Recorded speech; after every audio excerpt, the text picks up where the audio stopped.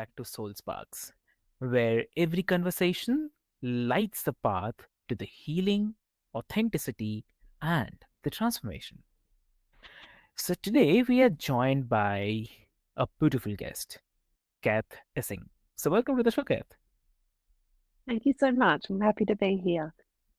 Amazing, amazing. So, dear listeners, before we delve deep into this topic, because today we'll be talking about uh, the courage to speak the truth, about healing, liberation, and the empowerment. And before we delve deep into this, I would love to introduce you with Kath. So, dear listeners, Kath is an author, speaker, educator, and fierce advocate for voices long silenced. Yes. So her memoir, The Courage to Speak Your Truth, dives deep into the healing journey after childhood sexual abuse, blending poetry and personal narrative into a powerful call to action. So through her groundbreaking shift framework, SHIFT, shift framework, she guides others from silence to speaking out, turning pain into purpose. So, dear listeners, before I delve, I'll quickly love to mention that this is more than an interview, I would say. It's an invitation to reclaim your story. So, be with us and welcome to the show again, Kath. Wonderful. Let's get to it. Lovely, lovely. So, Kath, in the courage to speak your truth, uh, you share incredibly vulnerable stories. So, what inspired you to finally put those words into the world? Well, truthfully, I wrote the book in 4 weeks. So I feel like the words were all there Mhm. ready to be spoken, and they came through me more than came from me. So I had been writing since I was a child and using writing to make sense of what I was experiencing, what I was feeling, what I was thinking, and putting the pieces of a very complex puzzle back together. So when the words finally were ready to be birthed into the world, I think they'd been formulated for so long that they just knew exactly how they wanted to present. Hmm. Understood, understood. And um, was there a moment when you hesitated, or maybe you have failed, afraid to share? In- Absolutely. And I feel it sometimes every few days. I think, why am I doing this? Like, why am I Okay. being so honest with the world? Um, but definitely when the book was about to be launched, and I ended up in hospital actually a week before my book launch. Um, and I realized that there was still, my body was still telling me that there was, you know, there was heaviness in it and that maybe my voice had been liberated, but there was still other pieces to my healing. So, um, but I listen to my body, I listen to my mind, I listen to my spirit, and I think Mhm. it's a bit like waiting to see what needs to be heard each day, and so it's, if a constant learning of looking after yourself and looking after those around you. Mhm. Understood. And it's so inspiring, like how you reframed your fear as a bridge and not a barrier. So, um, hats off to you. Thank And you. yeah, and I really love the shift framework. Uh, your shift framework helps people move from silence to speaking out. So, if you can walk us through that, what each letter stands for and how it actually helps survivors begin their journey. Absolutely. I guess once I wrote the book, Mhm. I kept having people ask me what it was that I used to help me navigate such a complex time. And and again, I then created this framework to represent what my journey looked like. And the first part of the framework is S, and that stands for C. So I think it's really important to understand that the thoughts that we have and our perception of the world in any given moment aren't necessarily true, that we need to become the witness to what we're experiencing and question it to make sure that there's an opportunity for it to be validated. And, I think we've all experienced that, we think something's happening and then find out another piece of information and realize that that's actually not correct. So the way in which we feel in any given day will mm, shape the way we see the world around us. So it's important not to take what is happening or what we think is happening around us as gospel. mm, And I think that's, the first step is to question, because it could be an inner child that's speaking, it could be a predator, an abuser's voice in you mm, that's telling you a particular thing. But it's just, that first step of the framework's asking you to be objective and to have an aerial view on what you're experiencing other than just being in it and taking it as a roadmap. yep, exactly. Mm. And like, Um, yeah, yeah, please, please. and the next step is to Mm, then to go deeper into what you're experiencing and to hear, like, what is the internal voice, what is the messaging that you're given in any given moment, and to really ask yourself, is it you and is it your voice, and if it is it a younger version of your voice? So I mm, think it's important to understand that, we have so much information thrown at us in any given moment, and our responses to that are largely unconscious. So to ensure that we bring ourselves back to the moment and to here, particularly when we've had trauma in our past, and to understand that what we're experiencing in this moment right now is different to what we've had experienced in the past, and equally what we may experience in the future. So it's important to hear what that messaging is. mm, true. So, like, yeah, and I mean, which step do people find the hardest? And also, if you can mention why they find that hard.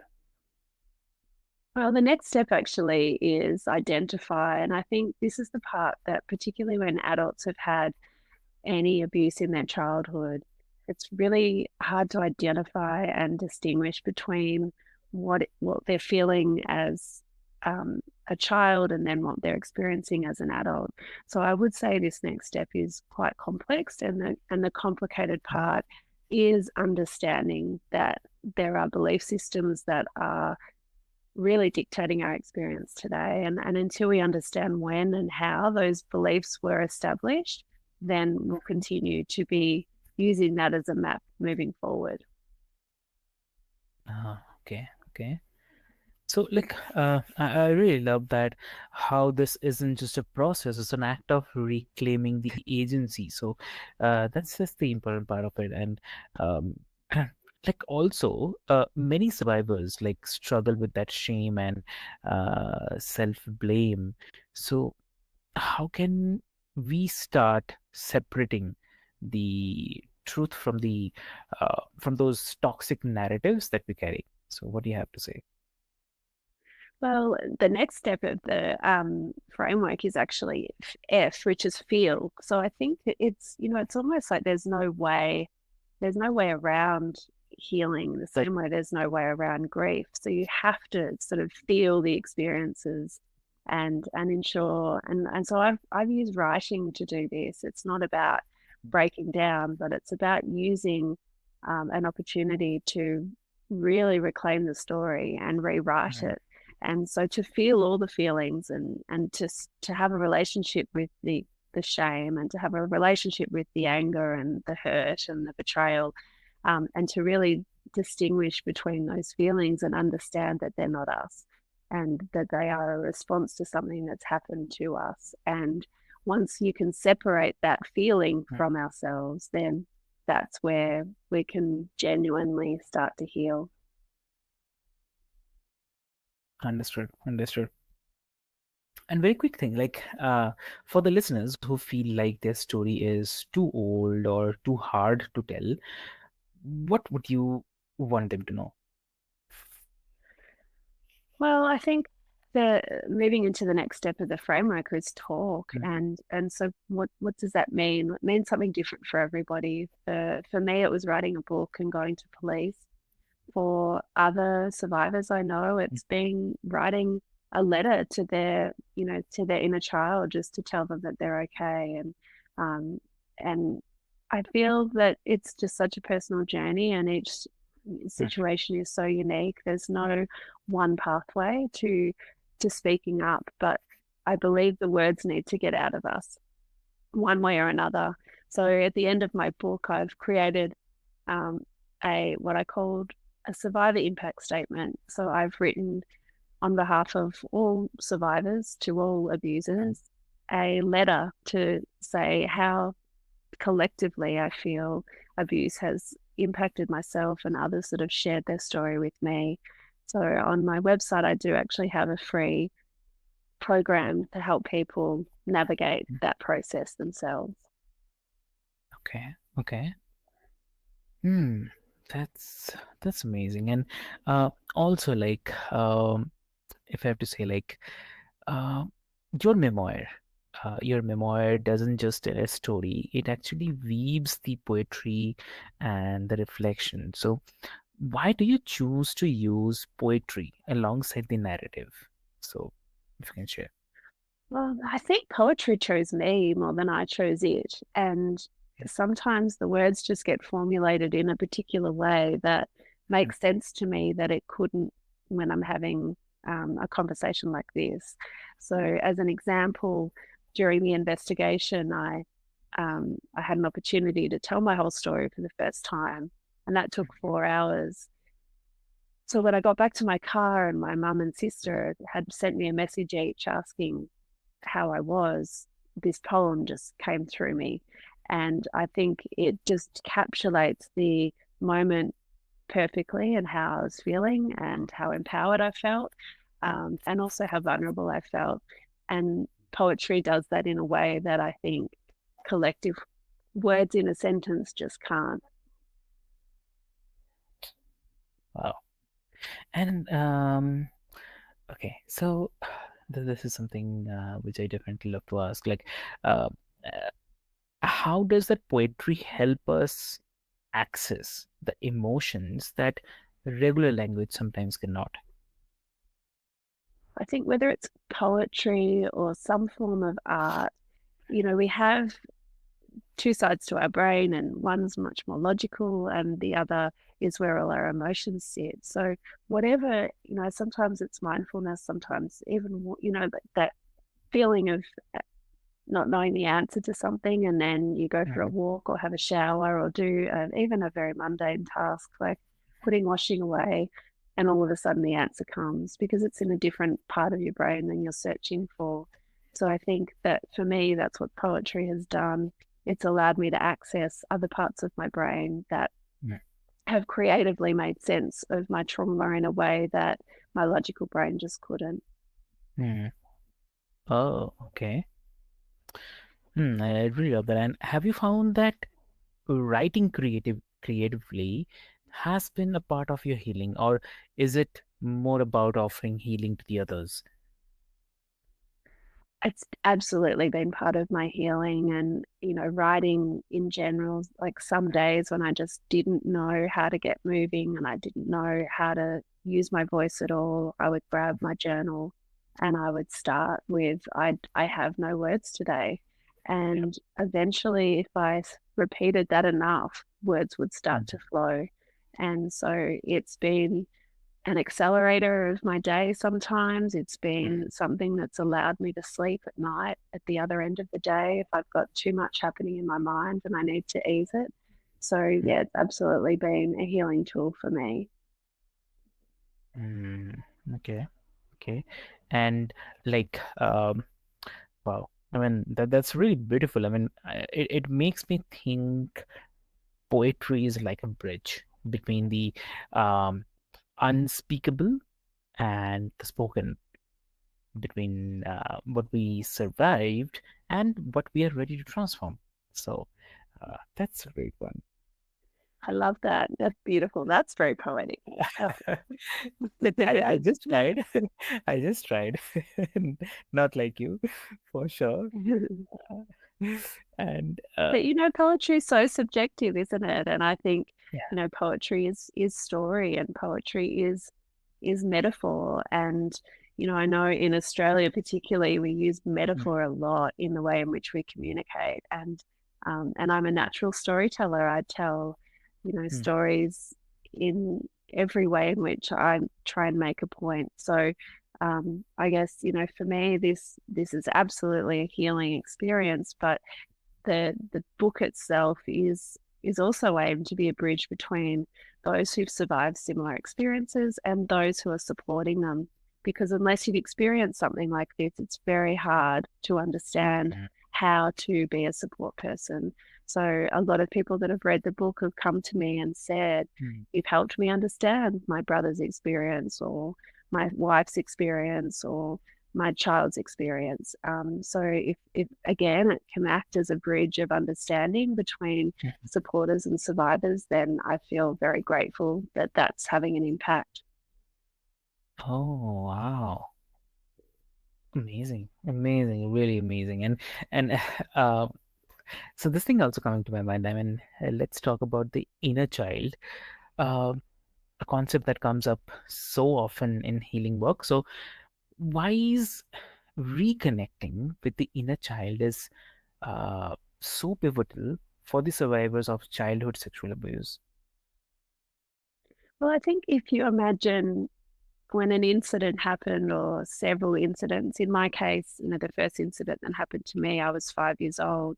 So I didn't have the language to make sense of what was happening to me. So I trapped a belief system and I trapped feelings in my body. So then I had to, when I had the articulation as an adult, go back to that period of time and make sure that I undid any beliefs that I was still being programmed by. And so this is where, and that little girl in me, she deserved to feel held and told that she was going to be okay. And there were particular, needs that she had that weren't met that day by people around her. And so as an adult, I get to do that.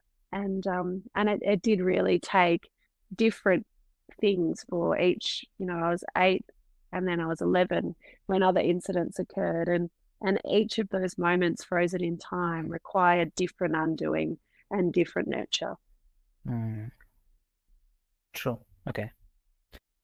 And wow. So for someone who is listening, who's um, never explored their inner child before, what's a gentle first step they could take towards that reconnection? What do you say?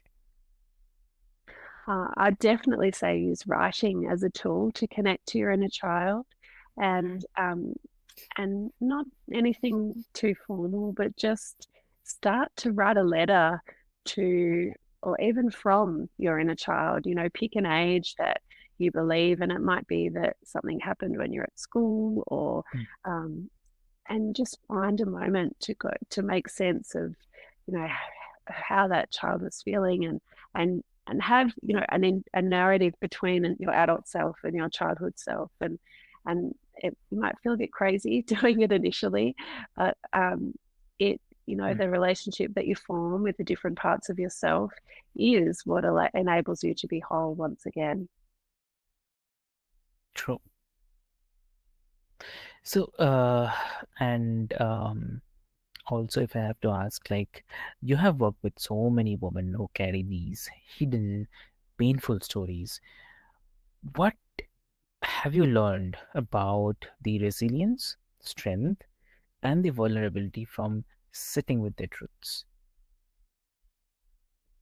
Well, I guess it is about putting broken pieces back together. And Mhm. in when our voice is one part of that, our relationship with our hearts is another. But for me it was just that reclaiming, because I sat silent in my story for so many years. And I Mhm. think particularly men and women who are vulnerable in our society can be silenced by societal values or experiences. And when we stay silent, that's where shame festers. And when shame festers, that's when alienation and isolation are allowed to sort of show up. So when we speak, we connect, and so it's really the opposite of aloneness is connection and belonging, and that's where I think the healing begins. Lovely. Yep.